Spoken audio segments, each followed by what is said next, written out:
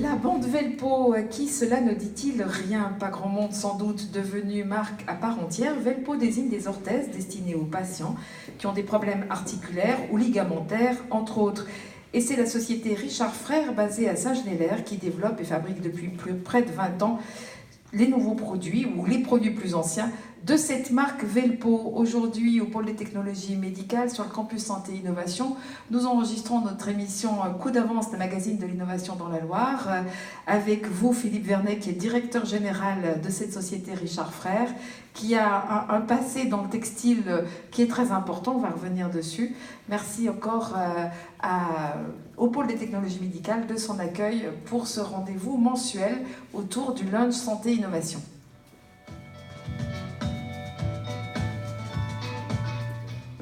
Merci à Clément Bonsignol pour la réalisation technique. Alors, Philippe Vernet, cette société Richard Frères, elle existe depuis fort longtemps et c'est le textile qui est encore le point commun avec aujourd'hui. C'était le moment où c'était l'âge d'or dans le bassin industriel stéphanois. Quelques mots peut-être pour rappeler cette histoire de cette famille Richard à laquelle vous avez succédé. Oui, donc moi j'ai connu la troisième génération, donc Dominique Richard. Cette entreprise donc, était une entreprise textile, je dirais, à la base, et elle a eu l'intelligence de s'orienter par la suite sur le textile médical qui a fait sa survie et qui maintenant permet de développer des orthèses essentiellement à la base textile. Alors, le textile reste présent, mais pour évoquer simplement l'activité de la fin du 19e siècle déjà et du début du 20e, c'était des cravates en satin, des écharpes, des robes. J'ai vu le foulard aussi rond qui faisait une sorte de joli chapeau un peu à la mode des élégantes du sud de l'Amérique. Fernandel aussi a représenté la marque. Un acteur qui a participé un petit peu à la promotion de cette marque. Alors, le changement pour l'activité de production de textiles médicaux s'est fait à quel moment ? Alors, au moment où au départ, donc, le Richard Frères a été racheté par la société Damar. Elle s'est orientée sur la thermothérapie, qui a été, je dirais, une belle orientation sur le moment. Et dans les années 2000, début 2000, donc, le groupe Lohmann Rocher a décidé de racheter l'entreprise et de dédier cette entreprise à la recherche et développement des orthèses, des dispositifs médicaux de classe 1. Voilà, et du coup, depuis, l'entreprise développe pour ce groupe toutes les orthèses de classe 1 qui sont vendues en France, mais également à l'international. Donc sous deux marques, la marque Velpo, comme vous l'avez dit, et la marque Cellacaire pour l'international. Lohmann Rocher, c'est un groupe austro-allemand bien placé, notamment en Allemagne. Tout à fait. C'est 4500 salariés, plus de 600 millions d'euros de chiffre d'affaires. Donc c'est une... Et donc j'imagine que l'un des marchés de Richard Frères, bien sûr, c'est l'Allemagne, entre autres. Oui, tout à fait, bien sûr. La marque Cellacaire donc, est vendue en Allemagne. Alors, ces produits, vous l'avez déjà évoqué, on parlait de la bande Velpo, ce n'est pas vous qui l'a fabriqué, ce n'est pas non plus Richard Frères qui l'a inventé. Non, en fait, qu'est-ce qu'il y a derrière cette marque aujourd'hui ? En fait, derrière cette marque, il y a l'historique de la création de cette bande-là et surtout ce nom de marque que Lohmann a racheté et profite de cette marque pour promouvoir toutes ces orthèses médicales. Ça va du collier cervical à la ceinture de soutien lombaire, à la genouillère, à la chevillère, etc. Ouais. Tous des produits qui sont justement remboursés a priori par la sécurité sociale. Tout à fait. Alors, si on parle en termes de marché, on évoquait l'Allemagne à cause du groupe auquel appartient aujourd'hui la société, mais la France, bien sûr, sans doute, en premier. La France représente une grosse part du chiffre d'affaires de Richard Frères. On fait à peu près 12 millions, l'entreprise même, de chiffre d'affaires, et la France représente plus de 60% de cette partie-là. Et vous évoquiez la marque Cellacaire donc pour l'international, en dehors de l'Europe ou en dehors de l'Allemagne. Quel pays ? Donc on a les États-Unis, on a le Moyen-Orient, voilà, et puis d'autres pays limitrophes, mais je dirais essentiellement l'Allemagne. J'imagine que comme souvent, lorsqu'on part à l'international, surtout sur du médical, la réglementation des pays change très souvent. Oui. Et comment vous vous adaptez à tout ça? Alors, c'est vrai que quand on regarde les produits, ils sont similaires un peu entre Velpo et Sellaker, mais vous avez des adjonctions qui sont différentes en fonction du cahier des charges et du remboursement derrière qui est impliqué. Cette recherche qui se fait sans doute évidemment en fonction notamment des réglementations, mais aussi le besoin d'innover, elle est importante dans la société. Le pôle R&D oui, est important. On a un important service R&D, on a 7 ingénieurs qui développent les produits en permanence. On sort à peu près 8 à 10 produits par an, 8 à 10 nouveaux produits par an. Et l'objectif, c'est vraiment d'innover et de pas seulement de copier ou de relooker un produit. On recherche vraiment l'innovation sur ces produits. Et peut-être dans un futur proche, pourquoi pas imaginer des orthèses connectées ou intelligentes. Alors, en même temps, un soutien pour les cervicales, on n'imagine pas forcément des choses extrêmement innovantes, si ce n'est peut-être dans le matériau. En quoi le tissage est-il encore d'actualité dans ce que vous fabriquez là, Philippe Vernet? Alors, le tissage est la base, je dirais, de 80% des orthèses. Il est la base parce qu'en fait, dans notre cahier des charges, il y a des contraintes de contention à respecter. Et ce textile élastique, en règle générale, donc répond à ces contraintes et permet d'obtenir le remboursement des produits sur le marché. Cette innovation dont vous parlez, elle se fait notamment sur le savoir-faire, par exemple? Oui, énormément. Ce savoir-faire-là qui est difficile à prolonger et surtout à remplacer quand les personnes partent en retraite. Donc ça, c'est un gros travail de garder cette connaissance textile. Quels sont les matériaux utilisés? Alors, des matériaux classiques, essentiellement donc de l'élastane, de l'élastodiène pour la gomme naturelle, du polyamide, du polyester, mais maintenant on rentre sur des matières, je dirais, naturelles ou en tout cas recyclables, des choses comme ça, donc on entend parler de ça énormément. Et votre recherche porte là-dessus, entre autres? Aussi, mais pas que. Alors justement, en termes d'organisation, vous l'avez dit, 66 salariés, 12 millions d'euros de chiffre d'affaires. Comment est-ce que vous travaillez par rapport au groupe Lohmann & Rocher? Vous êtes un centre important pour eux par rapport au développement. Oui, on travaille en étroite collaboration avec le service marketing international qui nous donne les cahiers des charges pour le développement des orthèses. Et ensuite, donc, nous, on doit travailler avec eux pour faire des prototypes dans un premier temps et ensuite valider le produit et le fabriquer et le commercialiser. Il y a des échanges ou bien c'est vraiment vous qui êtes aux manettes en fonction des cahiers des charges? Non, il y a énormément d'échanges, c'est un travail collaboratif, ça c'est clair, il y a des allers-retours permanents pour essayer de sortir le meilleur produit et le plus attendu sur le marché. Aujourd'hui, il y a une transformation, une évolution de la réglementation au niveau de la sécurité sociale. Il y a des cahiers des charges qui sont en pleine refonte, notamment par rapport aux produits qui seront ou non remboursés dans l'avenir. C'est un danger pour vous?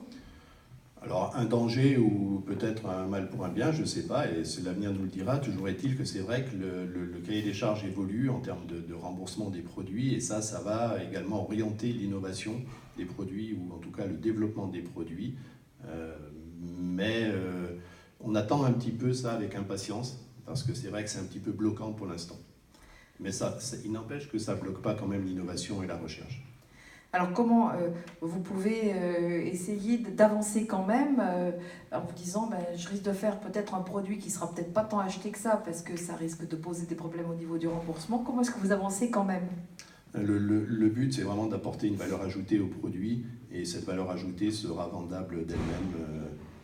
On fait confiance au marketing là-dessus.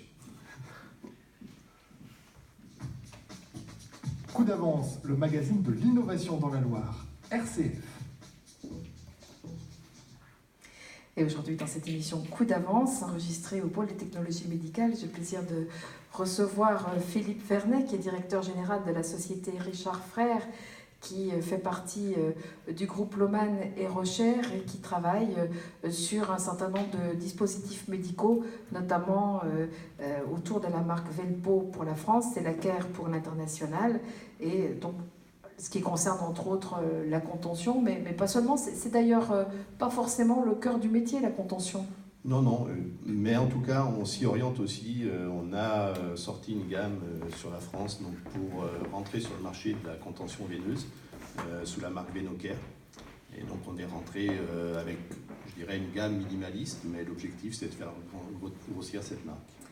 Alors, quand on parle contention, textiles médicaux, on sait que la Loire est bien pourvue en la matière. Elle a les leaders mondiaux de ces activités.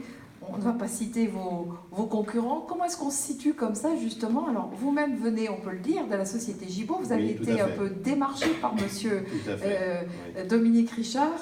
Comment est-ce qu'on fait pour vivre en bonne intelligence et puis continuer tous à se développer? Le but, c'est alors c'est pas uniquement d'aller copier le produit du voisin, c'est vraiment de chercher un plus produit et de grappiller des parts de marché petit à petit. On est en 5e position, hein, comme on a vu ensemble. Et on a, sur le marché des orthèses en France. Sur le marché français, on est en 5e position, donc on a vraiment toutes les chances de monter sur les marches une à une, c'est l'objectif.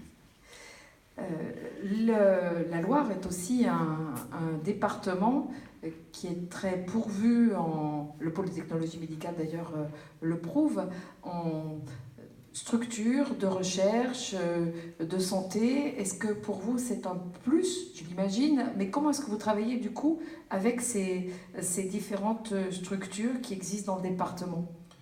Alors on a des personnes dans l'entreprise qui sont détachées sur ces structures pour essayer de faire avancer les choses, chacun dans son sens, pour faire évoluer ces orthèses. Donc il y a le pôle des technologies médicales, mais il y a l'IFTH, il y a tout un tas de... Qu'est-ce que c'est l'IFTH ? L'Institut Textile de France. Et qui existe aussi de façon physique et qui a des représentants ici dans le département. Bien sûr, ils sont également sur le site ici. Très bien. Alors cette émission, coup d'avance, met en valeur particulièrement les innovations. Donc on a compris que vous êtes un petit peu en attente. Pour autant, est-ce que ça vous arrive de travailler ce qu'on appelle en B2B, c'est-à-dire avec non pas des clients particuliers, mais des entreprises? Et est-ce que ça peut être une autre opportunité pour vous?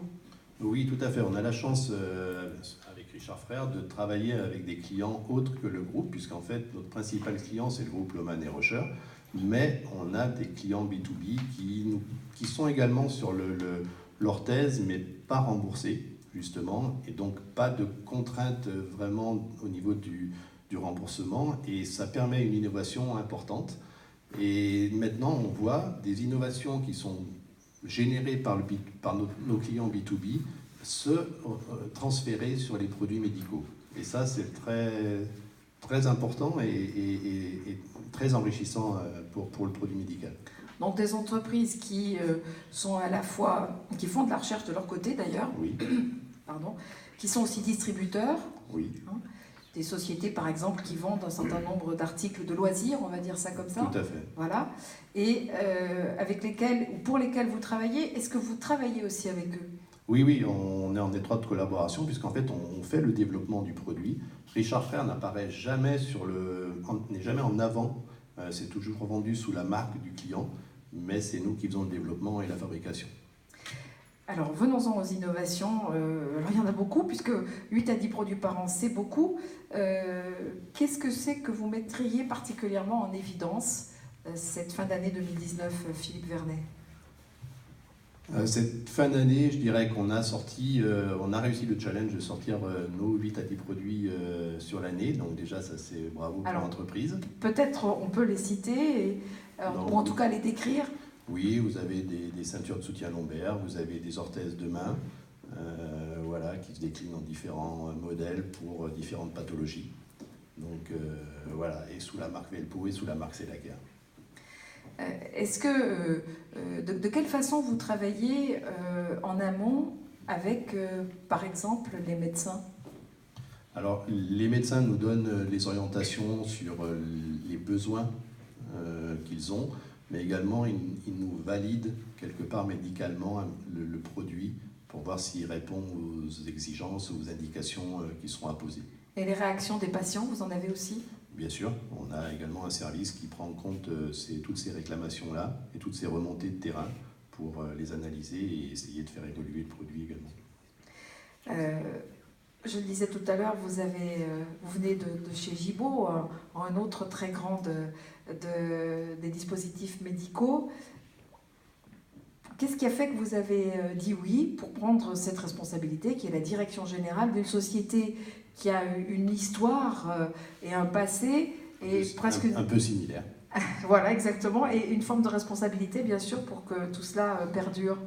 Alors, pour moi, c'était un challenge personnel de reprendre l'entreprise Richard Frères, une structure un petit peu plus petite, mais avec des possibilités d'évolution et d'innovation supérieures, parce qu'avec un groupe plus important à la tête, donc avec des moyens plus importants, et puis, je vous disais, cette partie B2B que chez Gibaud, il n'y avait pas, et ici, qui est très très intéressante, puisqu'au départ, je dirais, le B2B s'est servi du médical pour développer des produits, et maintenant, on voit l'inverse qui se produit. Donc ça, c'est très intéressant. Pour vous, c'est peut-être sinon des solutions, en tout cas des chemins de l'innovation, peut-être pour d'autres entreprises, que cette façon de travailler en B2B, justement? Oui, après, ça peut être un exemple pour tout le monde, mais en tout cas, pour Richard Frères, c'est très enrichissant. L'année se termine. Qu'est-ce qui a marqué, justement, 2019, Philippe Vernet, chez Richard Frères?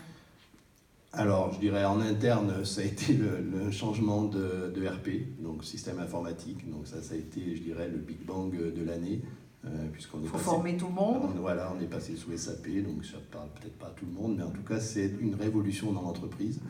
Et je dirais la deuxième chose très importante, c'est la nouvelle réglementation qui va sortir en mai 2020 par rapport au dossier de marquage CE. Et donc là, il y a un retravail sur tous les dossiers de marquage CE des entreprises, pas seulement Richard Frères, mais je pense que tout le monde est impliqué, Tuan, Gibaud, etc., pour que les dossiers de marquage CE soient conformes au nouveau règlement qui sort en mai 2020. Et les entreprises doivent être conformes à ce règlement. Donc là, il y a un gros travail qui est fait actuellement dans toutes les entreprises.